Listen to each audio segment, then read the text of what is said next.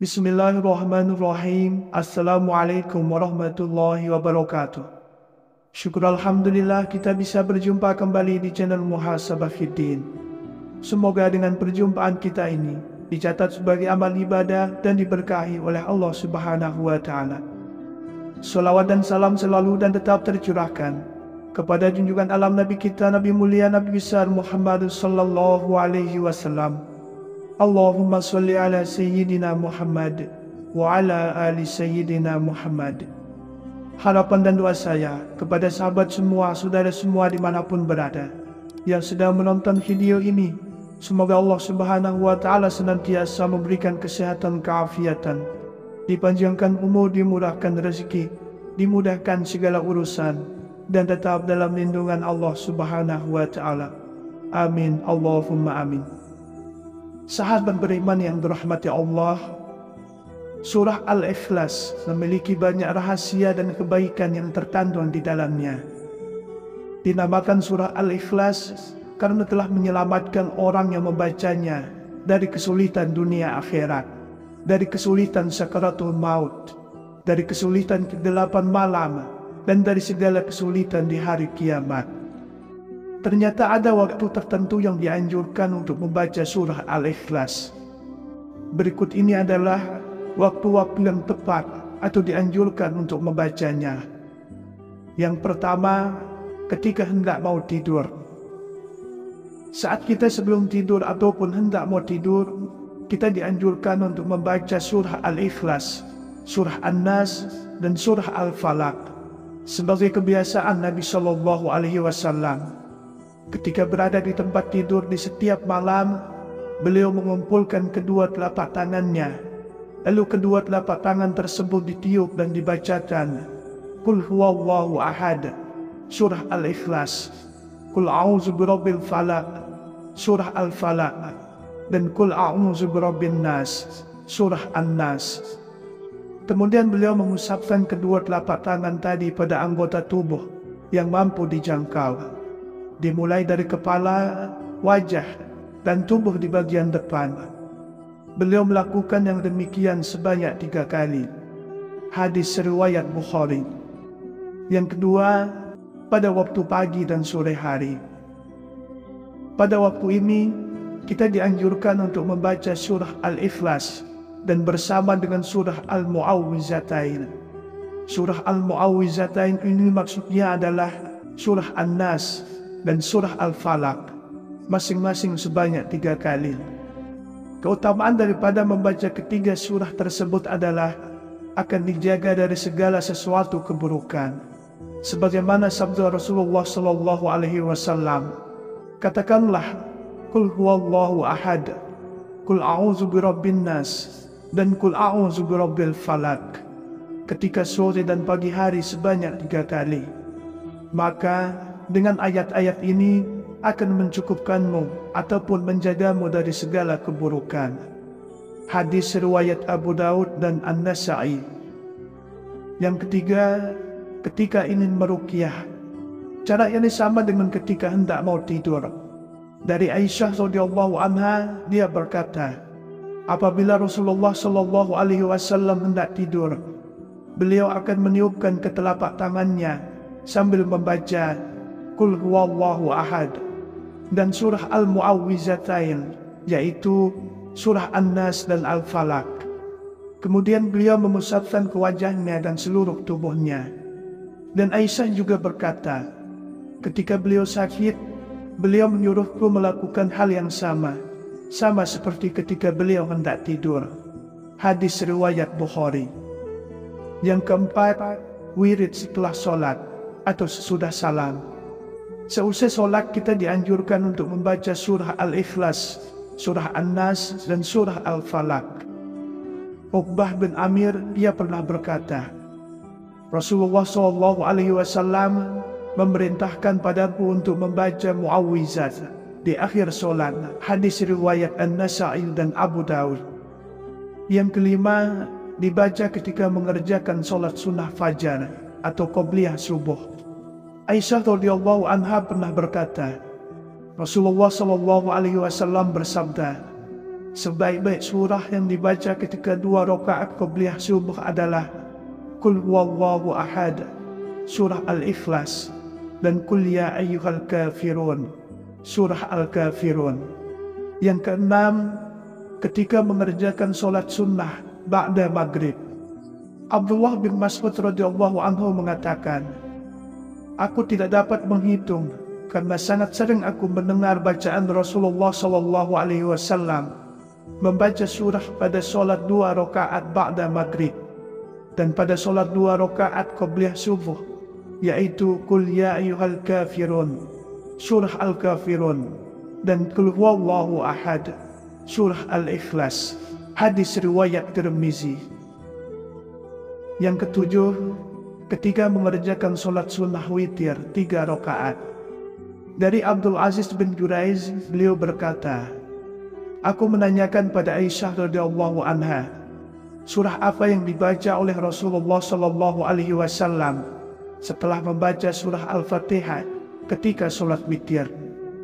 Kemudian Aisyah radhiyallahu anha menjawab bahwa Nabi SAW membaca pada rakaat pertama adalah Sabbihisma rabbikal a'la, surah Al-A'la. Pada rakaat kedua, Qul ya ayyuhal kafirun, surah Al-Kafirun. Dan pada rakaat ketiga, Qul huwallahu ahad, surah Al-Ikhlas, dan muawwizatain, surah Al-Falaq dan An-Nas. Hadis riwayat An-Nasa'i, At-Tirmizi dan Ahmad. Lalu yang kedelapan, ketika mengerjakan solat maghrib pada malam Jumat. Dari Jabir bin Samrah, beliau mengatakan bahwa Nabi SAW ketika solat maghrib pada malam Jumat biasanya membaca Qul ya ayyuhal kafirun dan Qul huwallahu ahad. Kemudian yang kesembilan, ketika solat 2 rakaat di belakang makam Ibrahim setelah tawaf. Dalam hadis Jabir bin Abdullah radhiyallahu anhu, beliau mengatakan, Nabi SAW menjadikan makam Ibrahim antara dirinya dan Ka'bah. Lalu beliau laksanakan solat 2 rakaat. Dalam 2 rakaat tersebut, beliau membaca Qul huwallahu ahad, surah Al-Ikhlas, dan Qul ya ayyuhal kafirun, surah Al-Kafirun. Berikut ini adalah waktu-waktu yang tepat atau dianjurkan untuk membacanya. Yang pertama, ketika hendak mau tidur. Saat kita sebelum tidur ataupun hendak mau tidur, kita dianjurkan untuk membaca surah Al-Ikhlas, surah An-Nas, dan surah Al-Falaq sebagai kebiasaan Nabi SAW.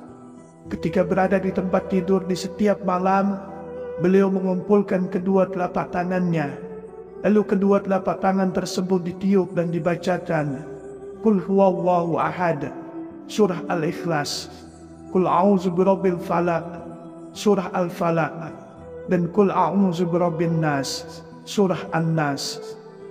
Kemudian beliau mengusapkan kedua telapak tangan tadi pada anggota tubuh yang mampu dijangkau, dimulai dari kepala, wajah, dan tubuh di bagian depan. Beliau melakukan yang demikian sebanyak 3 kali. Hadis riwayat Bukhari. Yang kedua, pada waktu pagi dan sore hari. Pada waktu ini, kita dianjurkan untuk membaca surah Al-Ikhlas dan bersama dengan surah Al-Mu'awwizatain. Surah Al-Mu'awwizatain ini maksudnya adalah surah An-Nas dan surah Al-Falaq, masing-masing sebanyak 3 kali. Keutamaan daripada membaca ketiga surah tersebut adalah akan dijaga dari segala sesuatu keburukan. Sebagaimana sabda Rasulullah SAW, katakanlah Qul huwallahu ahad, Qul a'udzu birabbin nas, dan Qul a'udzu birabbil falaq ketika sore dan pagi hari sebanyak 3 kali. Maka dengan ayat-ayat ini akan mencukupkanmu ataupun menjagamu dari segala keburukan. Hadis riwayat Abu Daud dan An-Nasa'i. Yang ketiga, ketika ingin meruqyah. Cara ini sama dengan ketika hendak mau tidur. Dari Aisyah radhiyallahu anha, dia berkata, apabila Rasulullah sallallahu alaihi wasallam hendak tidur, beliau akan meniupkan ke telapak tangannya sambil membaca Qul huwallahu ahad dan surah Al-Mu'awwizatain, yaitu surah An-Nas dan Al-Falaq. Kemudian beliau memusatkan ke wajahnya dan seluruh tubuhnya. Dan Aisyah juga berkata, ketika beliau sakit, beliau menyuruhku melakukan hal yang sama seperti ketika beliau hendak tidur. Hadis riwayat Bukhari. Yang keempat, wirid setelah solat atau sesudah salam. Seusai solat kita dianjurkan untuk membaca surah Al-Ikhlas, surah An-Nas dan surah Al-Falaq. Uqbah bin Amir, dia pernah berkata, Rasulullah SAW memerintahkan padaku untuk membaca muawwizat di akhir solat. Hadis riwayat An-Nasa'i dan Abu Daud. Yang kelima, dibaca ketika mengerjakan solat sunnah fajar atau qobliyah subuh. Aisyah radhiyallahu anha pernah berkata, Rasulullah SAW bersabda, sebaik-baik surah yang dibaca ketika 2 rakaat qobliyah subuh adalah Qul huwallahu ahad, surah Al-Ikhlas, dan Qul ya ayyuhal kafirun, surah Al-Kafirun. Yang keenam, ketika mengerjakan solat sunnah ba'da maghrib. Abdullah bin Mas'ud radhiyallahu anhu mengatakan, aku tidak dapat menghitung karena sangat sering aku mendengar bacaan Rasulullah SAW membaca surah pada solat 2 rakaat ba'da maghrib dan pada solat 2 rakaat qobliyah subuh, yaitu Qul ya ayyuhal kafirun, surah Al-Kafirun, dan Qul huwallahu ahad, surah Al-Ikhlas. Hadis riwayat Tirmizi. Yang ketujuh, ketika mengerjakan solat sunnah witir 3 rakaat. Dari Abdul Aziz bin Juraiz, beliau berkata, aku menanyakan pada Aisyah radhiyallahu anha, surah apa yang dibaca oleh Rasulullah SAW setelah membaca surah Al-Fatihah ketika solat witir. Kemudian Aisyah radhiyallahu anha menjawab bahwa Nabi SAW membaca pada rakaat pertama adalah Sabbihisma rabbikal a'la, surah Al-A'la. Pada rakaat kedua, Qul ya ayyuhal kafirun, surah Al-Kafirun. Dan pada rakaat ketiga, Qul huwallahu ahad, surah Al-Ikhlas, dan Mu'awwizatain, surah Al-Falaq dan An-Nas. Hadis riwayat An-Nasa'i, At-Tirmizi dan Ahmad.